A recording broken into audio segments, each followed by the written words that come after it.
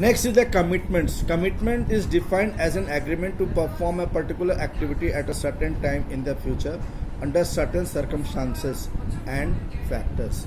Already it is very understood from the note the commitment which is given by the company to perform on future date. The examples are estimated amount of contract remaining to be executed on capital account and not provided for. Then the uncalled liability on shares and other investments partly paid. When the shares, the shareholders not paying the full money against the face value or the par value, the unpaid amount or the company which is not called to the shareholders, that is called the uncalled liability on shares, and that is remaining under the remaining liability is to be committed by the company to ask for the payment on future date.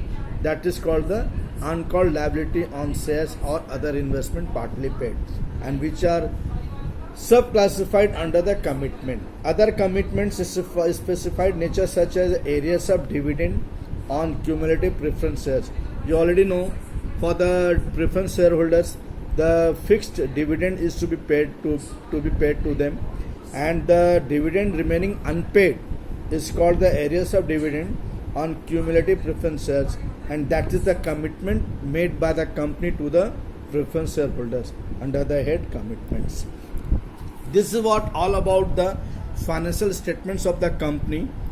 The two components, that is the statement of profit or loss, and second is the balance sheet.